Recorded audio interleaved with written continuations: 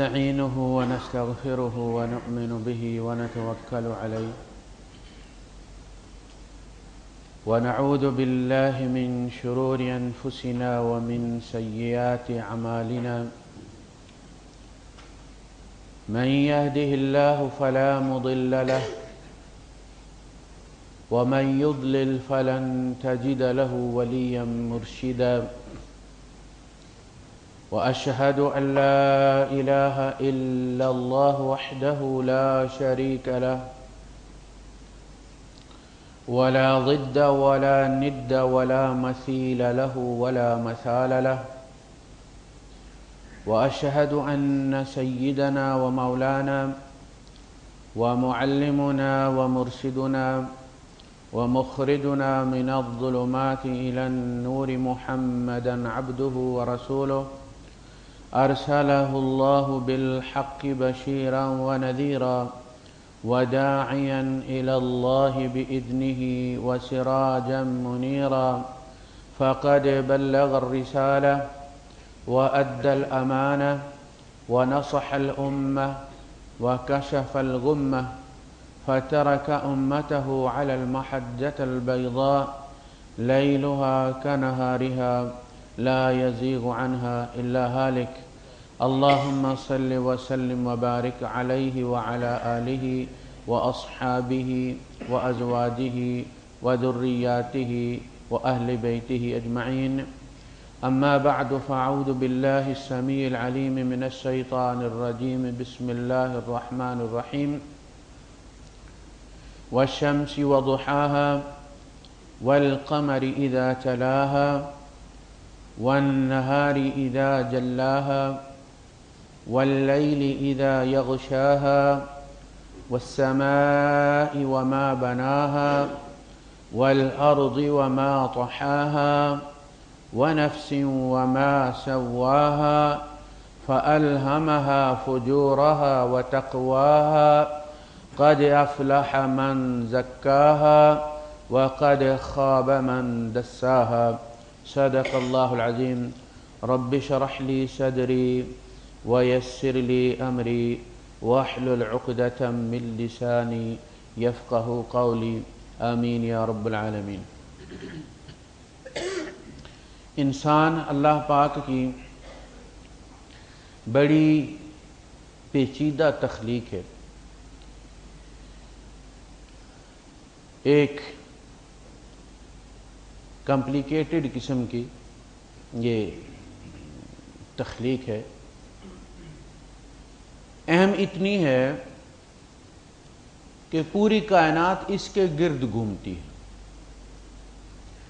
اس کے لیے یہ سارا میلہ سجایا گیا ہے۔ اس سے اس کی اہمیت کا آپ اندازہ کر لیں کہ خلق لکم ما فی السماوات و ما فی الارض، زمین و آسمان میں جو کچھ ہے وہ تمہاری خاطر سجایا گیا ہے،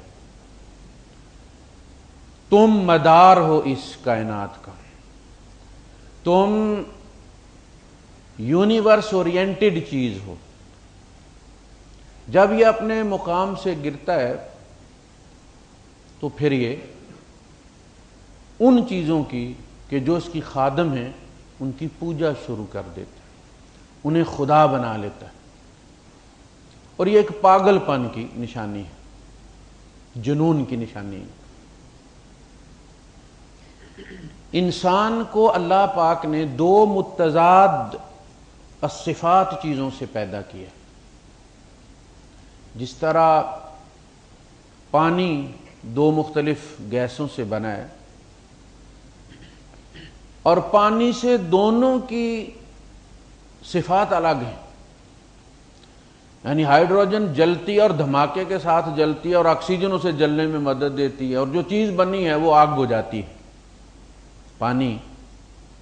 اسی طرح انسان جو ہے اس کا ایک حصہ ہے روح، جو عالم بالا کی تخلیق ہے، عالم امر کی تخلیق ہے، اس کا ایک حصہ ہے بدن جو اس مٹی کی تخلیق ہے، ایک پستی کا مکی ہے اور ایک بلندیوں کی انتہا کو چھونے والا ہے، ایک کی طبیعت اور فطرت میں پستی کی طرف مائل ہونا لکھا ہے اور دوسرا بلندی کی طرف مائل ہے۔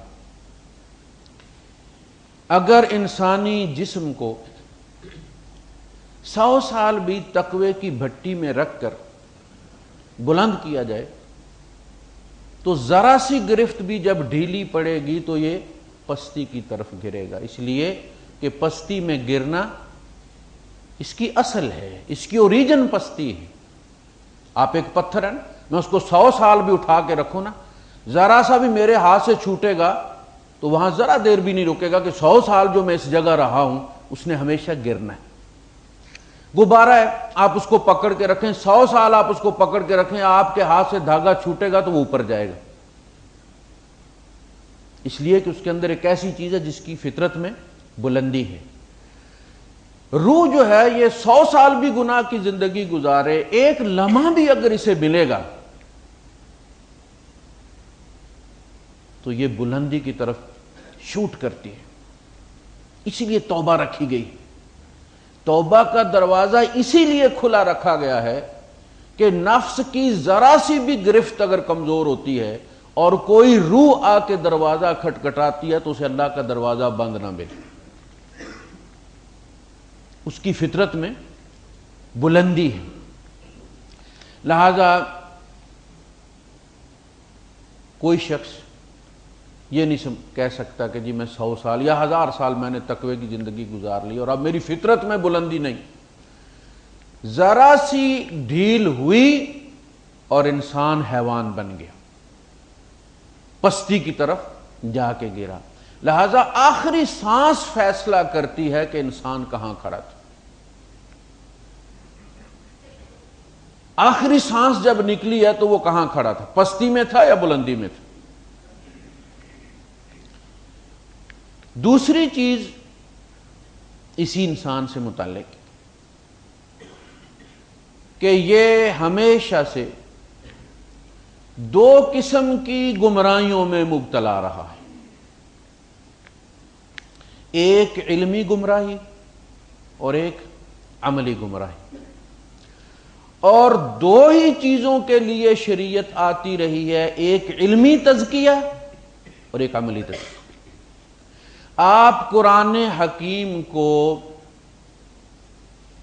کسی بھی جگہ سے کھول لیں، آپ قرآن مجید اٹھائیں اور رینڈملی اس کو آپ ایسے کر کے کہیں سے بھی کھول لیں اور اس کا دایاں پیج دیکھیں بایاں پیج دیکھیں، دونوں میں سے کوئی ایک چیز ڈسکس ہو رہی ہوگی، یا علم کا تزکیہ کیا جا رہا ہوگا، علم کی گمراہی زیر بحث ہوگی، یا عمل کا تجزیہ کیا جا رہا ہوگا، عمل کی گمراہی زیر بحث ہوگی کہ دیکھو یہ تمہارا مقام ہے، یہ تمہارے خالق کا مقام ہے، یہ اس کائنات کا مقام ہے، تم بھول گئے ہو، تم غلط طرف جا رہے ہو،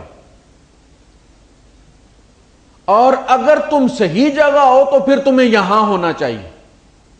اب عمل کو ڈسکس کر کے بتایا جا رہا ہے کہ تم کہتے ہو نا ہم صحیح رستے پہ ہیں، اگر تم صحیح رستے پہ ہو تو پھر تمہیں عمل کے لحاظ سے یہاں ہونا چاہیے، اور اگر تم عمل کے لحاظ سے یہاں نہیں ہو تو اپنے علم کا جائزہ لو، تمہارا علم ناقص ہے، اس میں غلطی۔ ابلیس نے جو انا کہا تھا علم کی غلطی پہ کہا تھا نا، اور علم جب غلط ہوگا تو عمل لازماً غلط ہوگا۔ یعنی آپ اگر ایک غلط رستے کو سمجھتے ہیں کہ سعودیہ کی طرف جا رہا اور آپ دوڑا رہے ہیں گاڑی تو آپ لازماً غلط منزل پہ پہنچیں گے۔ آپ الین کی طرف منہ کر کے دبا رہے ہیں کہ میں سعودیہ جا رہا ہوں، آپ کتنے خلوص سے جائیں، آپ الین پہنچ سکتے ہیں، برہمی پہنچ سکتے ہیں، سلالہ پہنچ سکتے ہیں، آپ سعودیہ کبھی نہیں جا سکتے۔ آپ کا خلوص بے شک 100%، 110%۔ اور جب علم درست ہوگا تو اللہ پاک نے یہ فطرت بنائی ہے کہ عمل آٹومیٹکلی چاہے تھوڑا ہو یا بہت عمل درست ہو جائے گا۔ آپ کا اگر رخ سعودیہ کی طرف، آپ صحیح روڈ پہ ہیں، آپ نہ 180 پہ جائیں، آپ 80 پہ جائیں، 100 پہ جائیں، 10 دن بعد پہنچے لیکن پہنچیں گے سعودیہ۔ آپ کمی بیشی ہو سکتی ہے، وقت زیادہ لگ سکتا ہے، منزل غلط نہیں ہو سکتی۔ علم درست ہوگا تو عمل لازماً درست ہوگا۔ علم غلط ہوگا، عمل لازماً غلط ہوگا۔ اور اگر عمل غلط ہے اور تم دعویٰ کر رہے ہو کہ تمہارا علم درست ہے تو تم جھوٹ کہہ رہے ہو۔ واللہ یشہد ان المنافقین لکاذبون۔ کوئی بندہ آتا ہے، وہ آپ اس کو لوکیشن بتاتے ہیں، وہ آپ کو بتاتا ہے کہ میں مقطع برج سے کراس کر کے آیا ہوں۔ آپ اس کو کہتے ہیں کہ تمہارے مقطع برج سے تم آئے ہو تو تمہاری رائٹ سائڈ پہ، یعنی ابو ظبی آ رہا ہے نا وہ، تو تمہارے جو ہے وہ لیفٹ سائڈ پہ شیخ زائد مسجد ہے، بہت بڑی مسجد ہے، آگے پرانا ایئرپورٹ ہے، اور تمہارے لیفٹ سائڈ پہ کیئر 4 ہے، آگے ایک برج آئے گا، تم اس کے اوپر سے آ جاؤ۔ وہ صاحب کہتا ہے کہ جی یہاں تو کوئی مسجد ہی نہیں ہے، دور دور تک کوئی مینار ہی نظر نہیں آ رہا، کوئی کیئر 4 ہی نہیں ہے، برج ہی کوئی نہیں یہاں پہ۔ اور بھائی تم مقطع سے آئے ہو نا؟ آیا مقطع سے ہوں، لیکن مسجد کوئی نہیں ہے، شیخ زائد مسجد کوئی نہیں۔ جھوٹ بول رہا ہے کہ نہیں؟ کہا تمہارا مقطع غلط ہے بھائی صاحب، وہ کوئی اور مقطع ہے جس پہ چڑھ گئے ہو تم۔ اگر تم اسی مقطع سے آئے ہو جو اصلی والا مقطع ہے تو تمہارے لیفٹ ہینڈ پہ لازماً شیخ زائد مسجد ہونی چاہیے۔ اللہ پاک کہتا ہے نا کہ اگر تم کہتے ہو ہم مومن ہیں تو پھر تمہارے اندر یہ نشانیاں ہونی چاہیے، تمہارے اندر ایک مسجد ہونی چاہیے میناروں والی، اور یہ نشانی آدم علیہ السلام کے زمانے سے آ رہی ہے۔ یہ ممکن نہیں کہ تمہارے لیے وہ نشانی غائب ہو جائے، پچھلی قوموں میں رہی ہے، مکے اور مدینے والوں میں رہی ہے، تمہارے اندر آ کے بھائی مقطع تم نے کراس کیا اور شیخ زائد مسجد غائب ہو گئی۔ کیوں بھائی صاحب، ایسا ہو سکتا ہے؟ نہیں، کسی شخص کے لیے وہ نشانی نہیں مٹ سکتی۔ اس لیے کہا گیا بئس ما یامرکم بہ ایمانکم ان کنتم مومنین۔ یہود سے کہا گیا تم کہتے ہو نا مومن ہے، اور یہ کیسا ایمان ہے، کتنے برے برے کام تم سے کرواتا ہے۔ مجھے تو یہ پہلی قسم پتہ چلی ہے ایمان کی کہ ایسا بھی ایمان ہوتا ہے جو چوری بھی کرواتا ہے، کم بھی تلواتا ہے، زنا بھی کرواتا ہے، جھوٹ بھی بلواتا ہے، پڑوسیوں کو تنگ بھی کرواتا ہے، لوگوں کا مال بھی کھلواتا ہے۔ بئس ما یامرکم بہ ایمانکم، یہ کون سی ورائٹی ہے ایمان کی؟ یہ کہاں کا بنا ہوا ہے؟ ان کنتم مومنین، اگر تم مومن ہو تو پھر یہ کرتوت کیسے ہیں؟ تو قرآن حکیم کو آپ کہیں سے بھی کھول لیں یا علم زیر بحث ہوگا۔ اے دیکھو یہ سب جن سے مانگ رہے ہو نا، یہ خود کسی کی تخلیق ہے، ان کا خالق اللہ ہے، یہ کسی کے نفع نقصان کے مالک نہیں۔ ابراہیم علیہ السلام سے بڑھ کر اللہ کا ولی کوئی نہیں تھا، وہ اللہ کا خلیل تھا، ولی نہیں تھا۔ اور خلیل کہتے ہیں لنگوٹیے کو جس سے کوئی راز چھپا کے نہیں رکھتا بندہ۔ واتخذ اللہ ابراہیم خلیلا، اللہ نے ابراہیم کو خلیل بنایا۔ وکذالک نری ابراہیم ملکوت السماوات والارض، ہم نے زمین و آسمان کے پردے اٹھا دیے ابراہیم کے لیے۔ لیکن بیٹا وہ بھی رو رو کے مانگ رہے ہیں، گھر میں نہیں بنا رہے ہو۔ پتہ چلا کہ دینے والی ایک ہی ہستی ہے۔ اور مزے کی بات یہ ہے کہ جو جتنا قریب ہوتا ہے اس کو زیادہ دیر سے دیتا ہے، انجوائے کرتا ہے۔ کہیں دکان پہ سودا لینے چلے جائے تو جو نارمل کسٹمر ہوتے ہیں ان کو وہ جلدی بھگتا رہے ہوتے ہیں، پیسے پکڑے، یہ تول کے دیا، اور وہ مجھے کہتے ہیں قاری صاحب آپ صبر کریں، اتنے دنوں کے بعد آئیں، تھوڑی سی آپ سے بات کرنی ہے، اور وہ بات بھی کر رہا ہوتا ہے، ان کو بھگتا رہا ہوتا ہے۔ یہ پیار کی نشانی ہے نا، جن سے پیار ہوتا ہے اللہ پاک ان کی باتیں سننا چاہتا ہے، اور جن سے نہیں ہوتا فرشتوں کو کہتا ہے کہ آئندہ میں اس کی آواز نہ سنو، بن مانگے سے دو، میں اس کی آواز نہیں سننا چاہتا۔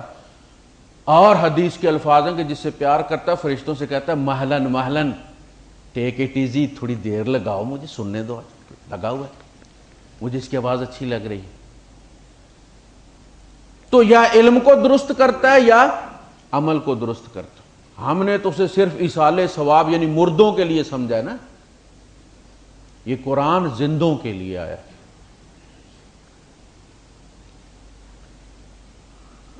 سورہ الفاتحہ جو ہے یہ دعا ہے، اور یہ دعا پوری انسانیت کی ہے۔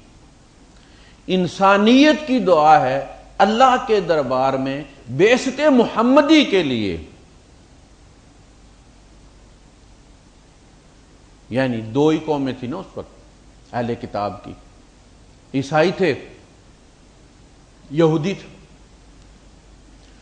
اب عیسائی جو تھے یہ علمی نجاست میں مبتلا تھے. ان کی گمراہی علمی گمراہی تھی کہ بندے کو خدا بنا بیٹھے. اور یہود کی گمراہی عملی گمراہی تھی. وہ سب کچھ جانتے تھے اور ڈھیٹ بن کے وہ غلط رستے پہ چڑھے ہوئے تھے. یہ ضالین تھے، عیسائی بھٹکے ہوئے تھے. ہو سکتا ہے مخلص ہوں لیکن بہرحال بھٹکے ہوئے تھے. یہود جو تھے یہ مغضوب علیہم قوم تھی، اللہ کا غضب تھا ان پر، اور دنیا ان دونوں کے درمیان حیران و پریشان تھی کدھر جائیں. اس نے کہا اہدنا الصراط المستقیم، اللہ ہمیں تو سیدھا رستہ دکھا. علمی لحاظ سے بھی ہم سیدھے رستے پہ ہوں اور عملی لحاظ سے بھی اس رستے پہ ہوں کہ جن پر تیرا انعام ہوا، تیرا غضب نہ ہو. صراط الذین انعمت علیہم غیر المغضوب علیہم ولا الضالین، نہ وہ ضالین ہوں نہ وہ مغضوب علیہ قوم ہوں. اب پورا قرآن حکیم اس پیاس کو بجھانے کے لیے، سمجھنے کے لیے بہت آسان ہے. وَلَقَدْ يَسَّرْنَا الْقُرْآنَ لِلذِّكْرِ، علمی طور پر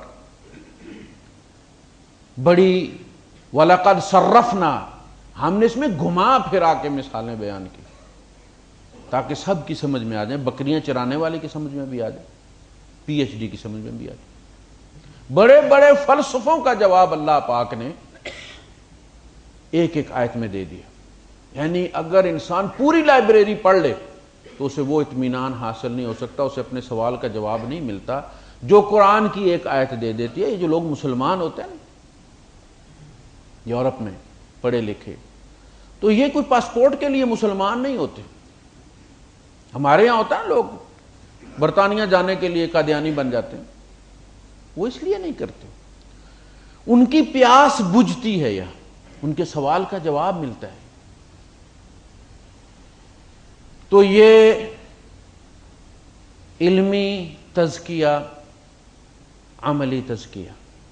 علم کا تزکیہ یعنی اس کی ڈی فلٹریشن، علم میں جو کوئی گند کسی نے ڈال دیا ہے قرآن حکیم اس کی ڈی فلٹریشن کرتی ہے، اس کچرے کو اٹھا کے باہر پھینک دیتی.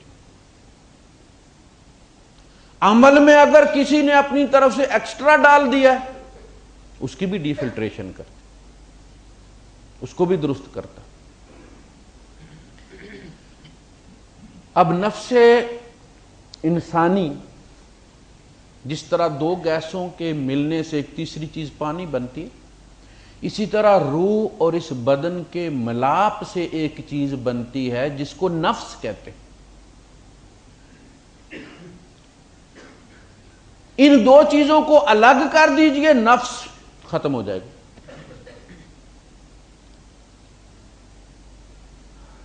دونوں کو جوڑ دیجئے، وَإِذَا النُّفُوسُ زُوِّجَتْ، جس دن یہ دونوں چیزیں پھر ملیں گی وہی نفس دوبارہ وجود میں آ جائے گا.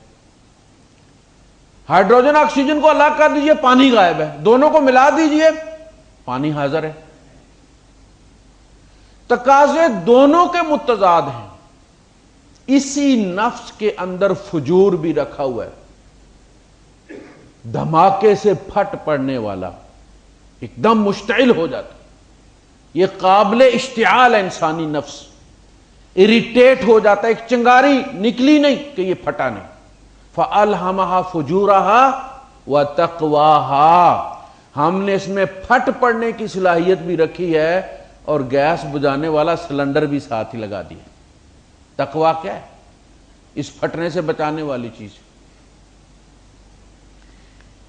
اب انسان نے جب یہاں اس زمین پر وہ استعمال ہم نے، انسان کو غیر تو نہیں ہے، ہم سبھی انسان ہیں، تو اس نے اپنے آپ کو چند چیزوں کے ساتھ جڑا ہوا پایا۔ پہلی چیز اس کی ضروریات، اگر تم نے یہاں رہنا ہے تمہیں مٹی کا ایک بدن چاہیے نا، جب وہ مٹی کا بدن ہے، وہ روح جو ہے وہ یہاں رہ نہیں سکتی، وہ ہلکی ہے، اسے ایک وجود چاہیے یہاں، وہ مٹی کا ہے۔ اب مٹی کی اپنی ضرورتیں ہیں، جیسے آپ گھوڑے پہ سوار ہوئے، گاڑی پہ سوار ہوئے، آپ حج پہ جا رہے ہیں، منزل آپ کی بڑی اچھی ہے، آپ کی اپنی ضروریات بھی ہیں اور آپ کی گاڑی اور گھوڑے کی ضروریات بھی ہیں۔ آپ نے اپنی ضروریات کا بھی خیال رکھنا ہے۔ کچھ لوگ گھر سے پکا کے ساتھ لے لیتے ہیں، چٹائی ساتھ لے لیتے ہیں، فلاں چیز ساتھ لے، اور گاڑی کا بھی چیک کروا لیتے ہیں، ٹائر وائر نویں ڈلوا لیتے ہیں، مکینک سے چیک کروا لیتے ہیں۔ اور یہ دو چیزیں ہیں جن کا ہمیں خیال رکھنا ہے، ایک اس روح کی ضروریات ہے، ایک اس بدن کی ضروریات ہے۔ دونوں میں سے کسی ایک میں بھی اگر ہم نے کوتاہی برتی تو ہم نقصان میں رہیں۔ وَإِنَّ لِنَفْسِكَ عَلَيْكَ حَقًّا، تیرے نفس کا تیرے اوپر حق ہے، اس کے بارے میں بھی تم سے پوچھا جائے گا کہ تم نے، اسی لیے کہا وَلَا تَقْتُلُوا أَنفُسَكُمْ، اپنے آپ کو مت مارو۔ یہ مار نہیں ہے نا، یہ جو ہم سموکنگ کرتے ہیں یہ سلو پوائزننگ ہے، یہ خودکشی ہے، یہ امانت میں خیانت ہے۔ پھیپھڑے اس کام کے لیے نہیں بنائے گئے تھے، آکسیجن کے لیے بنائے گئے تھے، تو اس میں زہر بھرتا ہے اور تجھے پوچھا جائے گا اس کے بارے میں۔ تو ضروریات، روح کی ضروریات کے لیے آسمان سے دیکھیں نا، آپ جب پیٹرول پمپ پہ رکتے اور گاڑی جا کے کھڑی کرتے ہیں فلنگ کے لیے، تو اس وقت اس فلنگ سے گاڑی مطمئن ہو سکتی ہے، اس کا گیج اوپر جا رہا ہے، آپ کے پیٹ میں چوہے دوڑ رہے ہیں۔ آپ اپنے لیے کسی ہوٹل پہ روکیں گے، آپ کے اندر جائے گا تو ٹھنڈک محسوس ہوگی، گاڑی کے اندر جانے سے اطمینان نہیں آئے گا۔ اب ہم نے اس بدن کی ضروریات کو تو بھر دیا، پورا گیج اوپر چلا گیا، ایمان کے پیٹ میں چوہے دوڑ رہے ہیں، روح پیاسی ہوئی ہے۔ الا بذکر اللہ تطمئن القلوب، کہا کہ ان کوٹھیوں سے، ان پلازوں سے اطمینان نہیں ملتا۔ اطمینان جب روح کا پیٹ بھرے گا تب ہوگا۔ تو پہلی چیز ضروری، جو بدن کی بھی ضروریت ہے اور اس کی بھی ضروریت ہے، لیکن یہ مقصد نہیں ہے۔ یہ ضرورت آپ دیکھیں نا، گاڑی میں پیٹرول ڈلوانا، پنکچر لگوانا، اسٹیپنی ساتھ رکھنا، فلاں چیز، یہ گاڑی کی ضرورتیں ہیں، مقصد نہیں ہے آپ کا، مقصد کوئی اور چیز۔ جب ہم نیڈز اورینٹڈ ہو گئے نا، ہم نے ضروریات کو مقصد بنا لیا، تو انسان حیوان بن گیا۔ اب حیوان تو حیوانیت میں مطمئن ہے، انسان حیوان بن کے کیسے مطمئن ہو سکتا؟ لہذا ڈرائیورز ہیں اس کے، اس انسان کو چلانے والے، جن سے یہ چلتا ہے۔ تو پہلی چیز ضروریات۔ انسان نے جب اپنے اطمینان، اپنی مسرت، اپنی خوشی کا مدار باہر کی چیزوں پر رکھا تو اسے کبھی اطمینان نہیں ملا۔ انسان نے اگر اپنی خوشی کا ذریعہ باہر کے اسباب و واقعات کو بنایا، انسان کبھی مطمئن نہیں ہوا، کبھی مسرت نہیں ملی اسے۔ کیوں؟ اس لیے کہ باہر کے جو احوال و اسباب ہیں وہ اس کے قبضے میں آئی نہیں، وہ عین وقت پر وہ سونی کے کچے گھڑے کی طرح جواب دے دیتے، عین بیچ منجدار کے گھل جاتے۔ شریعت یہ کہتی ہے کہ تم نے قدم ہی غلط رکھا، جن چیزوں کو تم نے مدار مسرت بنایا ہے وہ تو مدار غم ہیں، مسرت کہاں سے نکلے گی؟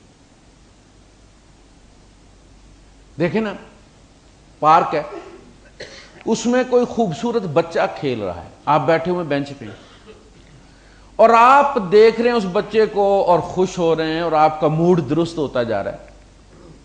اچانک کوئی بندہ آتا ہے اور آپ کا نوٹس لیے بغیر بڑی بے مروتی سے وہ بچے کا ہاتھ پکڑتا ہے اور پکڑ کے گاڑی میں چلا جاتا ہے، اور ہم منہ منگلار کی طرح نکالے وہ ادھر ہی بیٹھے ہوئے، گلا بھی نہیں کر سکتے۔ کیوں؟ وہ چیز اس کی ہے، ہم نے تو خام خواہ اپنے موڈ کا مدار اس بچے کو بنا لیا تھا نا، جبکہ وہ چیز ہماری نہیں تھی۔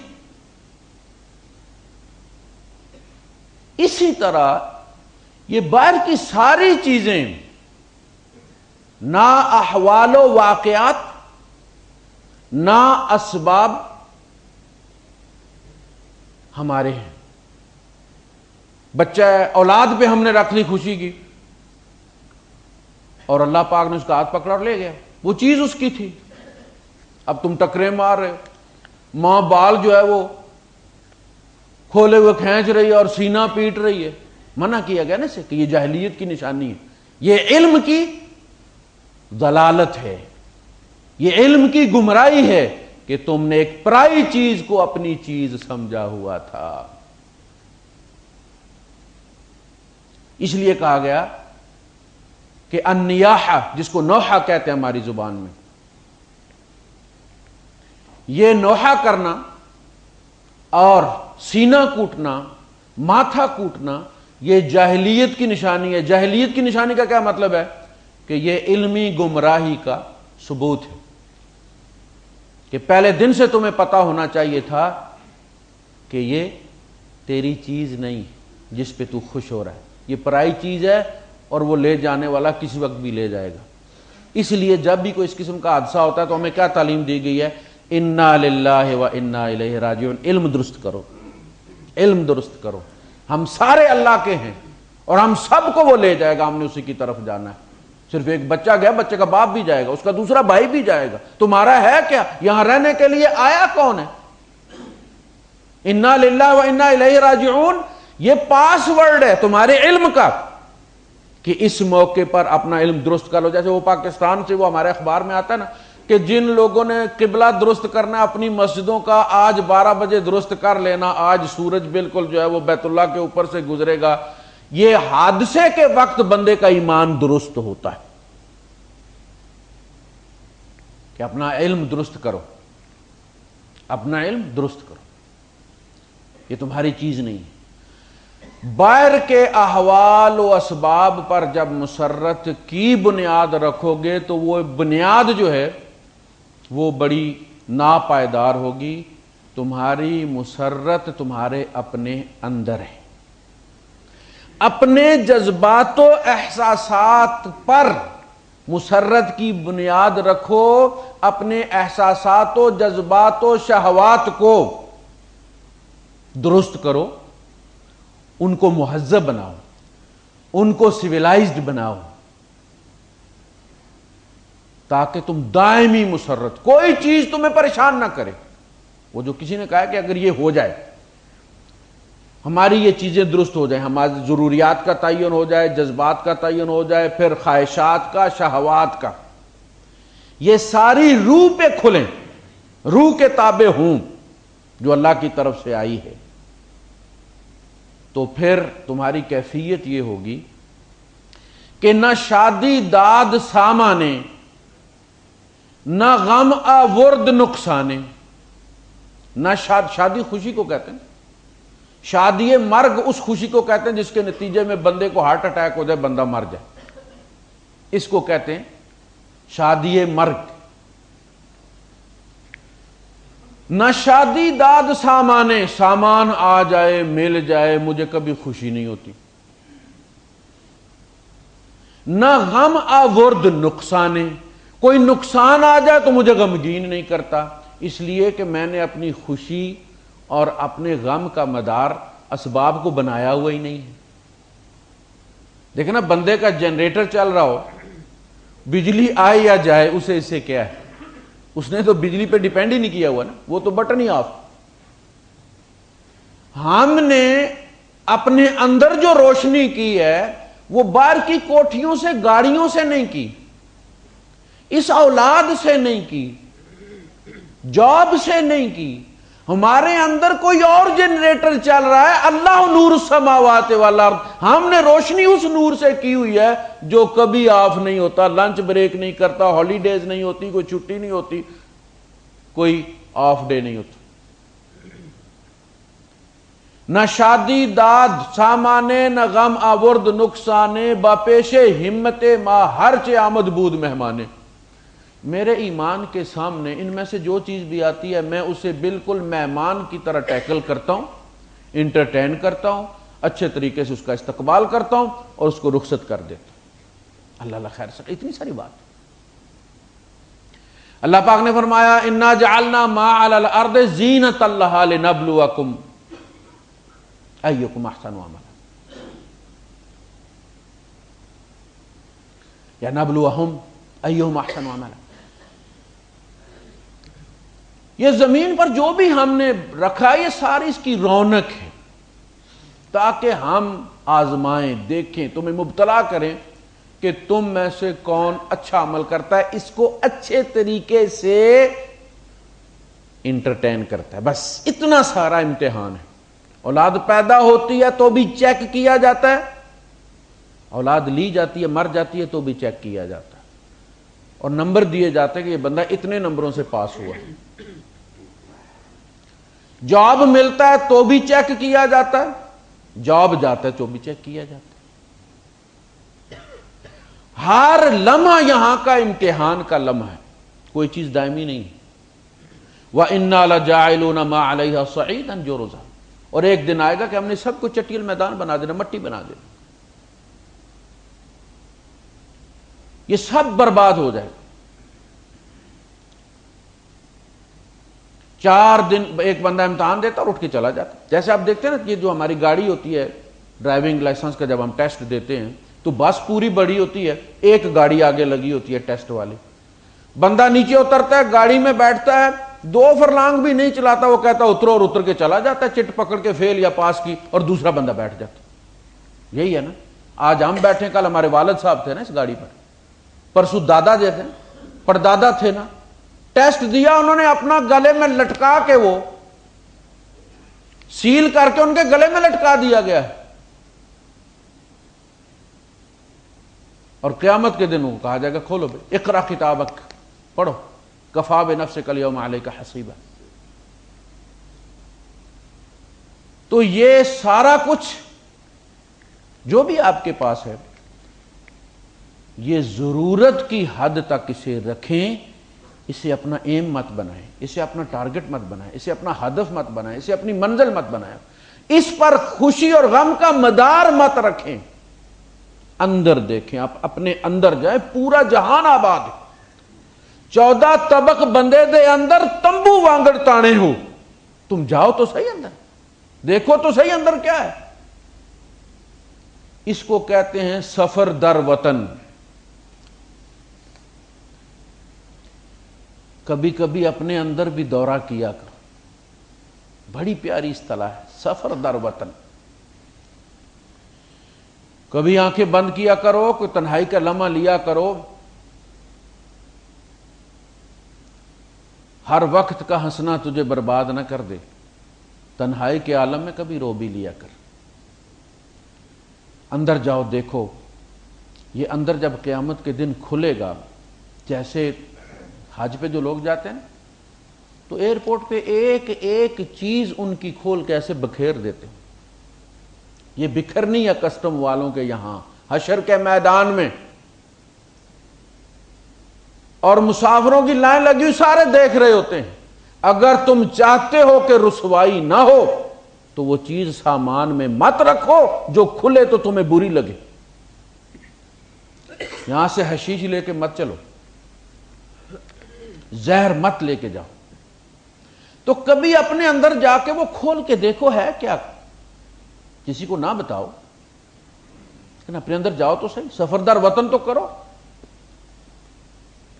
ضروریات جب تک ضروریات رہیں ان کا پورا کرنا، ان کے لیے سعی کرنا واجب ہے، شریعت کا حکم ہے. اسی لیے اس کے قواعد و ضوابط بنائے گئے. آپ دیکھیں کہ ہمارے یہاں تزکیہ کتنا اہم ہے، اور قرآن حکیم نے اس کو بحیثیت اصطلاح کس طرح استعمال کیا ہے کہ ہمارا بدن ہے تو سب سے پہلی فکر جو ہے وہ طہارت کی. کتاب جب عبادت شروع ہوتی ہے، عبادات، تو پہلی چیز جو آتی ہے وہ کتاب الطہارہ ہے. اس میں پھر باب الوضو، باب الغسل، یہ پھر سارے اس میں آتے ہیں کہ سب سے پہلے بچہ پیدا بھی ہوتا ہے تو اس کو صاف پاک کیسے کرنا ہے، نماز پڑھنے جانا ہے تو پاک صاف کیسے ہونا ہے، حیض و نفاس کے بعد پاک صاف کیسے ہونا ہے. فکر پڑی ہوئی ہے کہ یہ بدن گندا نہ ہو. نماز کی شرائط میں سے جو پہلی شرطیں ہیں اس میں کیا ہے؟ بدن پاک، کپڑے پاک، جگہ پاک، نیت پاک. نیت بھی انما الاعمال بالنیات، نیت میں ذرا سی بھی گڑبڑ ہوئی، من صلی یرائی فقد اشرک، جس نے ریاکاری کی نماز پڑھی اس نے شرک کی. یا مال کی، اب بدن ہے اس کی ضروریات ہے نا، کھانا ہے، ہم نے کہا کہ یہ چیزیں تم کھا سکتے ہو، ذالک ازکا لکم، یہ تمہارے لیے پاکیزہ تر ہے. اس کو اس طرح سے ذبح کرو کہ یہ گندگی اس کے اندر سے نکل جائے. پھر مال، کتاب الزکات، مال کی طرف آپ گئے، مال کو کیسے پاک کرنا. تو یہ ساری فکر اس کی لگی ہوئی ہے کہ تمہارا علم بھی درست ہو جائے، تمہارا عمل بھی درست ہو جائے، تمہارا کھانا پینا بھی پاک ہو جائے، تمہارے اندر بھی پاکیزگی ہو، باہر بھی پاکیزگی ہو. تو ضروریات کو بھی پاک کر کے، ورنہ ضروریات تو سارے جو خدا کو نہیں مانتے وہ بھی روٹی تو کھاتے ہیں نا بھائی صاحب، گوشت بھی کھاتے ہیں، مکان بھی بناتے ہیں، کپڑے بھی پہنتے ہیں، پینے کو بھی کچھ پیتے ہیں. یہ ساری ضروریات سب کے ساتھ شامل ہیں نا، ان میں اور تمہارے اندر فرق کیا ہے؟ اس لیے کہ جب تم ان کو اللہ کے حکم کے مطابق پاک کرتے ہو تو تمہارا یہ کھانا عبادت بن جاتا ہے، تمہاری ضرورت بھی پوری ہوتی ہے، تمہارا رب بھی راضی ہوتا ہے، تمہیں اجر بھی ملتا ہے اس پر. اسی طرح زن و شوہر کے تعلقات ہیں، انہیں پاک کرو، یہ لیگل طریقہ ہے. اپنی ضرورت بھی پوری کرو، اجر بھی کماؤ. ضروریات پوری کرنا واجب ہے. انکحوا الایام منکم، اپنے میں سے بیچلرز کو بیاہ دو. وہ جو آج کل ہمارے یہاں ایک رواج ہے نا بنا ہوا، وہ گیس کی کٹ لگی ہوتی ہے تو لوگ سستی کٹ لے لیتے ہیں اور پھر وہ پھٹ جاتی، وہ پھر پریشر برداشت نہیں کرتی اور 2-4 بندے لے جاتی. اس لیے جب پاکستان میں آپ گیس بھروا رہا ہو، آپ کا وہ گاڑی والا جو آپ نے بک کی ہوئی ہے، تو آپ گاڑی سے نکل کے ذرا دور کھڑے ہو جایا کر. اکثر و بیشتر یہ فلنگ کے وقت ایسا ہوتا ہے. تو یہ چلتے پھرتے بم ہیں، یہ جو ایام ہے نا، یہ جو چھڑے ہیں، جو بیچلر ہیں، یہ چلتا پھرتا بم ہے. انکحوا الایام منکم، یہ اللہ کا حکم ہے، یعنی واجب ہے. تو ضروریات کا پورا کرنا واجب ہے. لیکن یہیں پر آ کر آگے خواہشات شروع ہوتی. بھوک حیوان کو بھی لگتی ہے، انسان کو بھی لگتی ہے، لیکن حیوان صرف ضرورت پوری کرتا ہے، اس سے آگے نہیں جاتا، اس کے اندر خواہش کوئی نہیں، خواہش نہیں ہے، اسے صرف کھانے کی ضرورت، اسے ڈیزائر ہے، لیکن جب ڈیزائر سلیکٹ ہو جاتی ہے کہ نہیں میں نے یہ کھانا ہے اور تکے ہی بنا کر کھانے ہیں اور ریش کھانا ہے، چانپیں کھانی، کٹا کٹ کھانا ہے، اب یہ وش اس میں شامل ہوگی۔ شیر آج تک کچا ہی کھا رہا ہے بیچارہ، حالانکہ جنگل کا بادشاہ ہے، لیکن صرف ضرورت پوری کرتا ہے، ٹکے بنا کے نہیں کھاتا۔ گائے بھینس کو کہیں بھی چھوڑ دیں آپ بننے پہ، وہ سبزہ کھا کے، چاہے وہ کسی کے کھیت کا ہے، اپنی ضرورت پوری کرتے ہو، ختم ہو گئی بات۔ اس کو کاٹنا ہے سلاد کو تھوڑا تھوڑا، رمضان میں دیکھیں نا آپ ہم کیا کرتے ہیں، عصر کے بعد چاٹ بنانی ہے، اب وہ ایک انگور کے بھی 4 ٹکڑے کرنے، ٹائم ضائع ہو رہا ہے نا، شیطان نے لگایا ہوا۔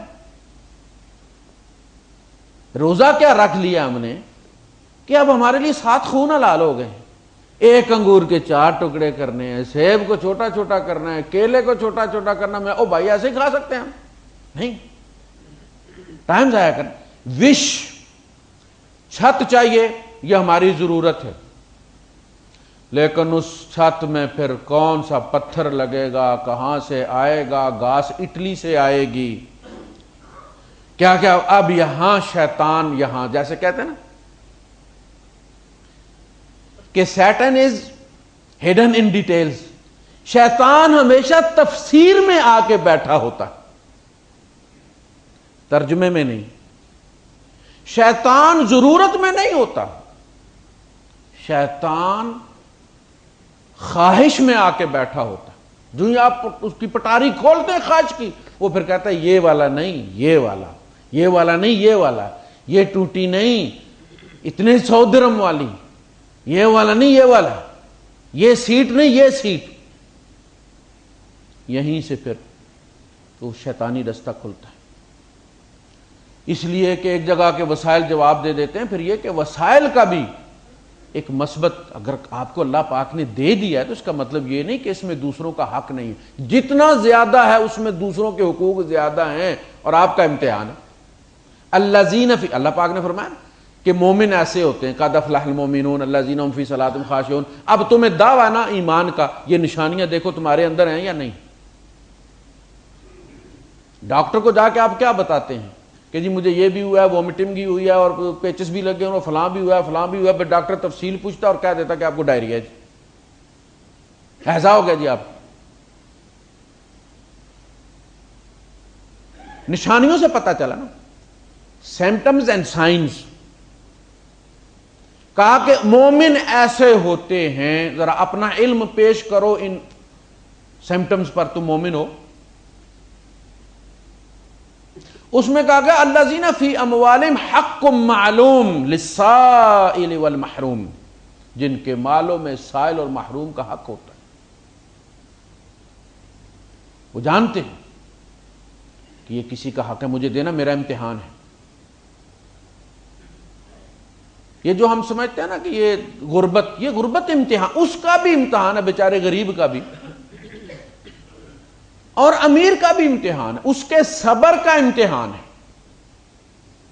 کہ اللہ پاک نے اس کو ذریعہ بنا دیا ہے کسی کے امتحان کا، تو اب صبر کرے اور اس امتحان کو فیس کرے۔ اور امیر کا بھی امتحان ہے، صحابہ دعا کرتے تھے نا، ربنا لا تجعلنا فتنة للذین کفروا، اللہ پاک تو ہمیں ذریعہ نہ بنا، کسوٹی نہ بنا کافروں کے کفر کے لیے، یعنی وہ اس کفر کو ڈیفائن کرنے کے لیے ہمیں اس کا ذریعہ نہ بنا۔ تو وہ غریب اصل میں امیر کے امتحان کا، اس کی جنت اور جہنم کا ٹیسٹ ہے کہ تم کیا کرتے ہو، تمہارا رویہ دیکھا جا رہا ہے،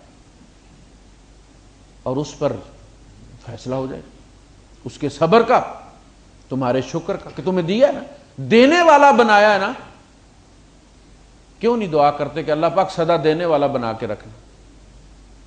وہ لینے والا بھی بنا سکتا ہے، وہ بڑا بادشاہ ہے۔ لہذا یہ نہ سمجھا جائے کہ چونکہ میرے پاس اتنا ہے کہ میں گن بھی نہیں سکتا اور کسی دن مجھے گن کے دینا بھی نہیں ہے، لہذا میں جو چاہوں کروں۔ اگر کام 1 لاکھ سے چل سکتا تو میں 1 کروڑ خرچ کروں، اس کا حساب لیا جائے گا۔ اللہ کے رسول صلی اللہ علیہ وسلم ایک دفعہ صحابہ کے ساتھ نکلے اور آپ نے دیکھا کہ کسی صاحب نے اپنی جو ان کی گھر کی ڈیوڑی تھی اس پہ انہوں نے کراؤن بنایا ایسے کر کے۔ تو اللہ کے رسول صلی اللہ علیہ وسلم مدینے میں رہنے والے تھے، مدینہ کوئی اتنا بڑا شہر تو نہیں، کوئی لاہور تو نہیں تھا، ایک دوسرے کو سارے لوگ جانتے تھے۔ آپ نے پوچھا یہ کس کا گھر ہے، اور آپ کا یہ پوچھنا اصل میں آپ کی ناگواری کی علامت ہے۔ کس کا گھر ہے؟ کہ اللہ کے رسول یہ فلاں بندے کا گھر ہے، بس اتنا حضور نے پوچھا اور کچھ نہیں کہا۔ مسجد میں تشریف لے آئے، بعد میں وہ صاحب آئے اور انہوں نے آ کے مجلس میں سلام کیا اور اللہ کے رسول صلی اللہ علیہ وسلم نے سلام کا جواب نہیں دیا، بس اتنی ساری ناگواری تھی، تڑپ گئے وہ۔ اصل میں دیکھیں یہ تربیت ہے نبی کریم صلی اللہ علیہ وسلم کی، اور یہ ڈکٹیٹرشپ نہیں ہے، پیار اتنا ہے نبی نے ڈال لیا اپنے ساتھ، اس لیے کہ اگر نبی سے پیار نہ ہو تو ایمان کوئی نہیں، یعنی وہاں کوئی وہ اطاعت نہیں ہے جو فورمین کی ہے یا جو حاکم کی ہم کرتے ہیں، وہاں تو اصلی والا ایمان چاہیے۔ اللہ کے رسول صلی اللہ علیہ وسلم نے متفق علیہ حدیث میں فرمایا ہے لا یؤمن احدکم، تم میں کوئی شخص مومن نہیں ہو سکتا، کوئی ایک بھی، حتی اکون احب الیہ من والدہ وولدہ والناس اجمعین، یہاں تک کہ میں اسے محبوب تر ہو جاؤں اپنے باپ سے، یعنی ماں باپ سے، اپنی اولاد سے اور تمام لوگوں سے۔ پھر اس محبت کو، اور اللہ کے رسول صلی اللہ علیہ وسلم تھی ایسی ہستی کہ جن سے رب بھی ٹوٹ کر پیار کرتا تھا، جن کے ایک ایک عضو کی قسمیں کھائیں اللہ پاک نے، جن کی زندگی کی قسمیں کھائیں اللہ پاک نے، جن کے قیام، رکوع اور سجدے کی قسمیں کھائیں اللہ پاک نے، اور اس پیار کو اللہ کے رسول صلی اللہ علیہ وسلم تربیت میں استعمال کرتے تھے۔ اب جب جواب نہیں ملا تو مجلس برخاست ہوگی، تو انہوں نے دوسرے صحابہ سے پوچھا کہ میرے بارے میں کوئی یہاں چیز ڈسکس ہوئی ہے، کوئی آیت اتری ہے، کوئی مجھ سے غلطی ہوئی ہے؟ انہوں نے کہا کہ کوئی تو یہاں تو ذکر نہیں ہوا، لیکن ہم جب نکلے تھے تو اللہ کے رسول صلی اللہ علیہ وسلم نے تمہارے گھر کے پاس سے گزرتے ہوئے پوچھا تھا کہ یہ کس کا گھر ہے۔ وہ گئے اور جا کے انہوں نے ڈیوڑی گرا دی، وہ جو اس کے اوپر کراؤن بنایا تھا گرا دیا انہوں نے۔ اگلی نماز میں وہ تشریف لائے اور سلام کیا، اللہ کے رسول صلی اللہ علیہ وسلم خاموش رہے، تو انہوں نے کہا کہ اللہ کے رسول میں نے ڈیوڑی گرا دی ہے،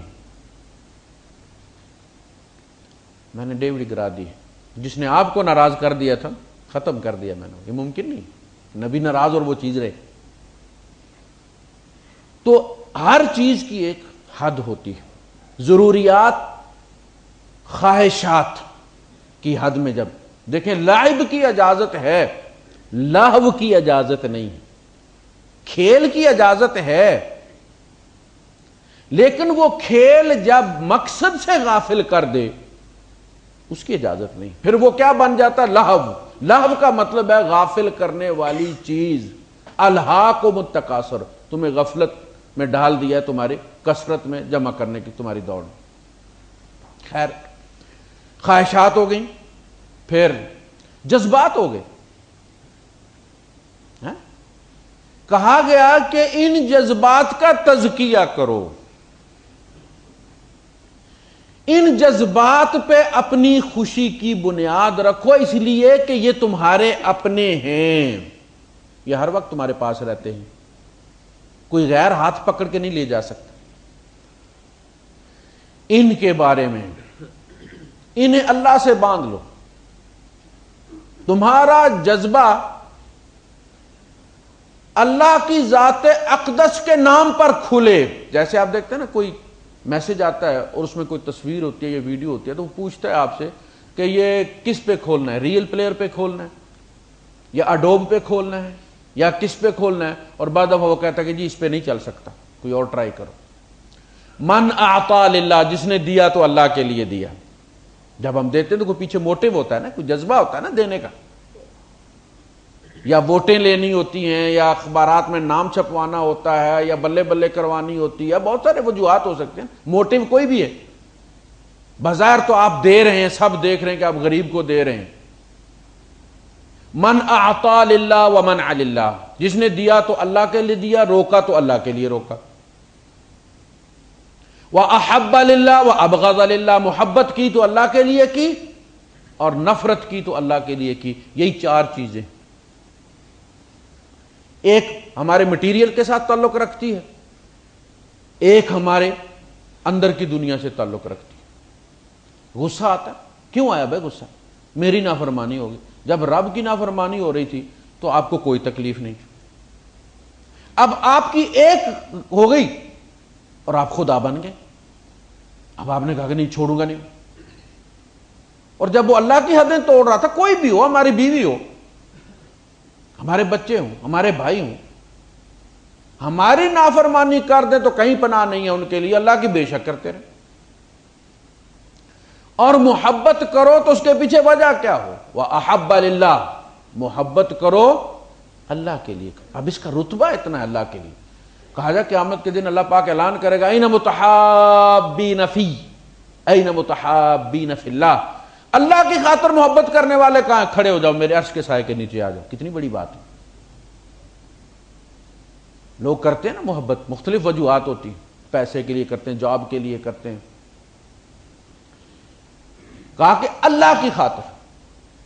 اور اللہ کے رسول صلی اللہ علیہ وسلم فرماتے کہ جب دو مسلمان آپس میں ملتے ہیں اور ان کے درمیان سوائے اللہ کے اور کوئی سبب نہیں ہوتا کہ جی ادھار مانگنا ہے, آتے ہیں لوگ مختلف, ادھار لینا ہے اس سے, گاڑی مانگنی ہے, دبئی جانا ہے یار گاڑی دینا مجھے. اب یہ ضرورت, اپنی ضرورت کوئی نہ ہو, دین کی نسبت سے آئیں, دین کی نسبت سے ملیں. جیسے آپ مسجد میں آئے ہیں نا, دین کی نسبت سے آئیں, ایک دوسرے سے ملتے بھی ہیں آپ. کہا کہ ان کے ہاتھ جدا ہونے سے پہلے اللہ پاک دونوں کی مغفرت فرما دیتے. تو جذبات کو جب تم مہذب کرو گے, ان کا تزکیہ کرو گے, ان پہ نگاہ رکھو گے. جیسے آپ سنتے ہیں نا حضرت علی رضی اللہ تعالیٰ عنہ یہودی کو گرا لیا, قتل کرنے لگے تو اس نے تھوک دیا ان پہ, اور آپ نے چھوڑ دیا, آپ نے چھوڑ دیا اسے. وہ حیران ہو گیا کہ میں نے تو اس لیے قتل کیا تھا کہ تم غصے سے مجھے ایک وار سے قتل کر دو, اذیت دے کے نہ مارو, تم نے کیوں چھوڑا مجھے؟ آپ نے فرمایا مجھے غصہ آ گیا تھا. او بھائی غصے میں تو لوگ مارتے ہیں, لوگ طلاق دے کے کہتے ہیں نا غصے میں طلاق دیے تھے. وہ پیار میں بھی کوئی طلاق دیتا ہے بھائی؟ جو بھی دیتا ہے غصے میں ہی دیتا ہے. جی غصہ حرام ہے جی, تو میں نے غصے میں دے دی ہے. آپ نے فرمایا غصہ آ گیا تھا, تو اپنے جذبات پہ نظر تھی نا, وہ مخلص تھے نا اپنے ساتھ, انہیں پتا چل گیا کہ دیکھنے والوں کو تو مجاہد علی نظر آ رہا ہے کہ علی اللہ کی راہ میں مار رہا ہے یہودی کو جہاد میں, لیکن علی کو پتا ہے کہ یہ تھوک کا بدلہ ہے, مجھے غصہ چڑھا ہوا ہے اس تھوک کا. تو ملاوٹ ہو گئی. ہو سکتا ہے کہ 50% 80% وہ جہاد والا جذبہ بھی ہو, 20% تھوک کا غصہ ہو, اللہ کو شرک قبول نہیں. لہذا انہوں نے رسک نہیں لیا کہ اگر میں نے تھوک کے غصے سے مارا تو قیامت کے دن میرے اوپر 302 کا مقدمہ بن جائے کہ کیا تھوکنا ایسا جرم ہے کہ جس پر کسی کو قتل کر دیا جائے؟ اے علی تو نے تھوک پہ بندہ مار دیا, چھوڑ دیا, رسک نہیں لیا انہوں نے. اور جب انہوں نے بمبارمنٹ کی وہاں پہ اور بوریوں میں قیمہ بھر کے اپنے بچوں اور گھر والوں کا جو ہے وہ انہوں نے دفن کیا افغانوں نے, تو ان کے پاس جو ان کے 9 یا 13 بندے تھے جن پہ ٹرائل ہو رہا تھا, مقدمہ چل رہا تھا, تو انہوں نے ان کا کیس ختم کر دیا. انہوں نے کہا کہ جی آپ آ کے بندے لے جائیں اپنے, ہم ان پہ مقدمہ نہیں چلا سکتے اس لیے کہ اس وقت ہمارے جذبات مشتعل ہیں.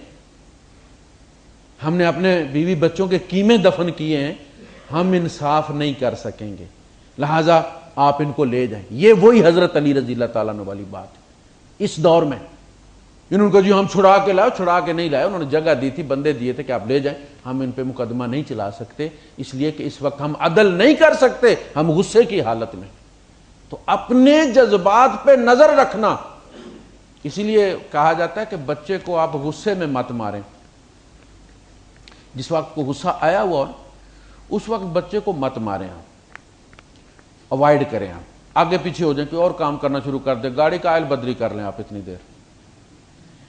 جب غصہ ٹھنڈا ہو جائے اب آپ بچے کو طلب کریں، مصنوعی غصہ چڑھائیں، موڈ بنائیں، ادھر آؤ، یہ کیا کیا، کیوں کیا ہے؟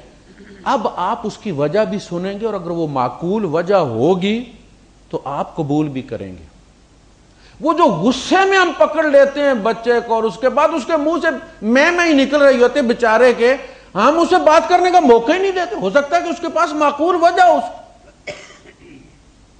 تو کہا گیا کہ آپ فوری اس وقت ایکشن مت لیں، غصے میں اوائڈ کریں، بعد میں عدالت لگا گئی، وہ مجرم کہاں بھاگ کے جائے گا، بھائی صاحب آپ کے گھر میں ہی تو ہے، آپ کلاس لے لیں اس کی بعد میں۔ لیکن ہم اس وقت جذبات کو کنٹرول کرنا، اس وقت پھر جو ہمارے ہاتھ میں آتا ہے، جوتا ہے، وہ فوجی بوٹ ہے، جو بھی، آج وہ بچہ ہے کل اس نے ابا بننا ہے اور پھر اپنے بچوں کو بتائے گا کہ ہمارے ابا جو ہے وہ کس طرح ماشاء اللہ لگایا کرتے تھے۔ تو جذبات کو پڑھتے رہنا اور ان کی الائنمنٹ کروانا، راڈ میزانیہ جس کو کہتے ہیں، اللہ کے نام کے ساتھ اس کو درست رکھنا، یہ ہے انسان کے علم اور عمل کا تزکیہ۔ ہم نہیں کرنا ہے، میرے اندر اور باہر کا تزکیہ کوئی مائی کا لال نہیں کر سکتا اگر میں تیار نہیں ہوں۔ دیکھیں عبداللہ ابن ابی کا نہیں ہوا نا، نوح علیہ السلام کے بیٹے کا نہیں ہوا، 950 سال باپ لگا رہے نا۔ یہ پاس ورڈ کسی کے پاس ہے ہی نہیں، جب بھی کھولنا ہے میں نہیں کھولنا ہے اپنے آپ کو۔ تو ہم اگر ارادہ کر لیں گے تو انشاءاللہ العزیز اللہ پاک ہماری مدد کرے گا، وہ بڑا کریم ہے، ہم درست ہو جائیں گے۔ وآخر دعوانا الحمدللہ۔